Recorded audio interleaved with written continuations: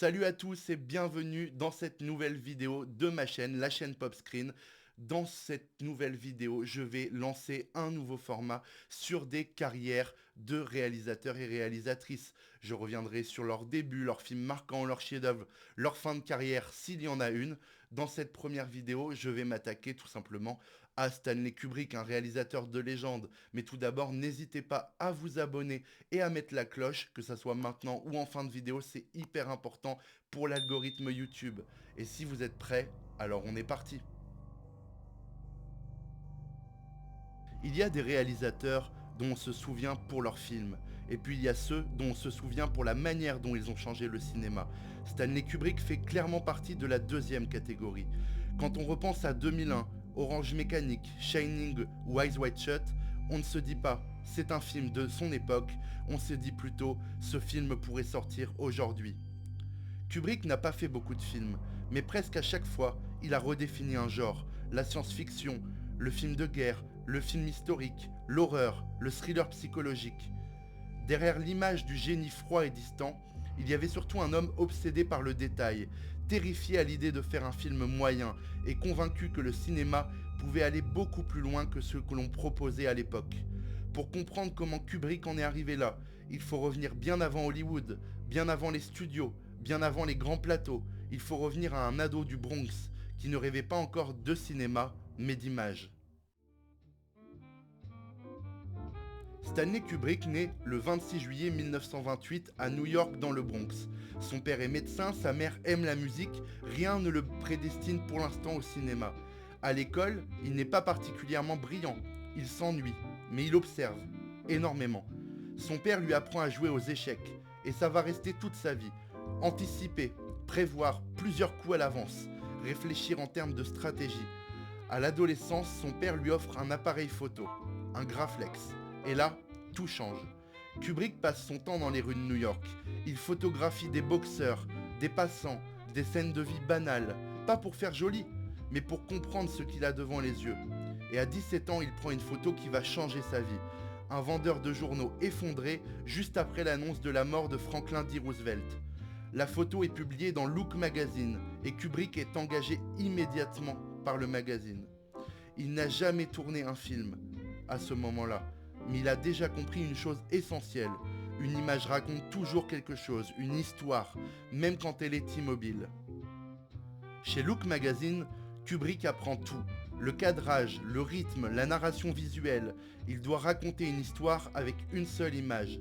Il comprend très vite que chaque détail compte. Où placer la caméra, quoi montrer, et surtout quoi laisser hors champ. Kubrick n'ira jamais dans une école de cinéma. Il apprend sur le terrain seul, en expérimentant. Sans le savoir, il est déjà en train de se former comme cinéaste. Au début des années 50, Kubrick veut passer au cinéma. Il réalise d'abord Fear and Desire en 1953, un premier long métrage très imparfait qu'il reniera plus tard. Mais c'est un test. Puis vient Le baiser du tueur, sorti en 1955, un film noir tourné avec très peu d'argent, souvent en décor réel. Et surtout L'ultime razzia en 1956, un film de casse raconté de manière non linéaire, très structurée. Là, les critiques commencent à remarquer son style. Kubrick comprend quelque chose d'essentiel. Le cinéma, ce n'est pas raconter une histoire, c'est construire une mécanique. Hollywood commence légèrement à s'intéresser à lui, mais Kubrick, lui, commence déjà à s'en méfier.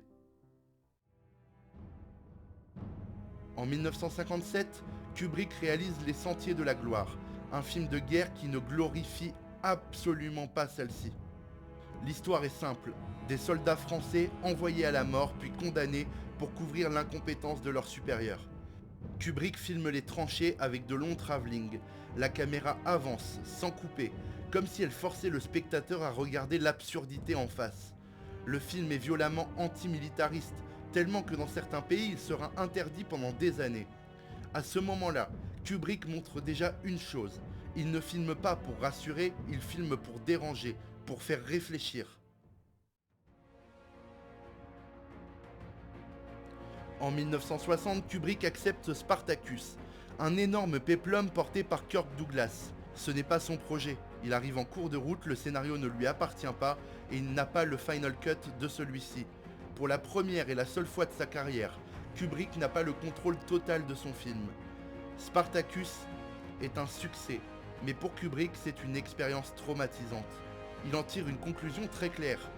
Plus jamais il ne fera un film sans contrôle absolu.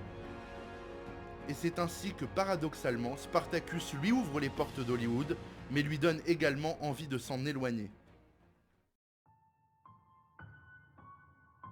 Après Spartacus, Kubrick choisit Lolita en 1962, un sujet que personne n'ose toucher. Plutôt que de montrer, il suggère. Il joue avec la censure, le non-dit, le malaise. Lolita n'est pas un film provocateur au sens classique. C'est un film sur le regard, sur la manipulation. À partir de là, Kubrick s'installe définitivement en Angleterre. Il s'éloigne des studios américains et ne reviendra que quelques fois pour tourner aux États-Unis. Au départ, Kubrick veut faire un film sérieux sur la guerre nucléaire. Mais plus il se documente, plus la réalité lui semble absurde. Alors il change tout. Docteur Folamour, sorti en 64, devient une satire totale. Un film drôle et terrifiant. Peter Sellers y joue plusieurs rôles, dont celui d'un scientifique complètement fou. Le film sort en pleine guerre froide. Il choque, il divise, il marque durablement le cinéma. Kubrick vient de prouver une chose. On peut parler de la fin du monde en faisant rire, sans jamais rassurer. En 1968, Kubrick sort 2001 l'Odyssée de l'espace. À l'époque, la science-fiction au cinéma, c'est souvent kitsch, naïf ou très premier degré. Kubrick veut l'inverse, un futur crédible, silencieux, presque hypnotique. Pour cela, il s'associe avec Arthur C. Clarke, un grand auteur de science-fiction. Les deux hommes écrivent le film et le roman en parallèle, et leur relation est simple. Clarke apporte les idées, Kubrick tranche. Très vite, Kubrick impose une règle radicale. Le film n'expliquera rien. Très peu de dialogue, pas de voix off, juste des images, du son et du silence. Le tournage est gigantesque. Kubrick passe des années à développer des effets spéciaux inédits. Tout est calculé, millimétré. Et puis il y a HAL 9000, l'ordinateur, une voix douce, polie, presque rassurante. À sa sortie, le film divise énormément. Beaucoup de spectateurs sont perdus, mais ils reviennent. 2001 ne raconte pas une histoire classique, il propose une expérience, et ça change définitivement la vision de la science-fiction au cinéma. Après 2001, Kubrick prend tout le monde à contre-pied. En 1971, il réalise Orange Mécanique, un film violent, provocateur, profondément dérangeant. Le personnage d'Alex est incarné par Malcolm McDowell. Kubrick le choisit pour son rôle à la fois charmeur et inquiétant, et surtout parce qu'il peut sourire, en faisant des choses terribles. Alex n'est pas un héros, mais Kubrick refuse de le condamner à la place du spectateur. Le film déclenche des polémiques énormes, des accusations, des menaces, une hystérie médiatique.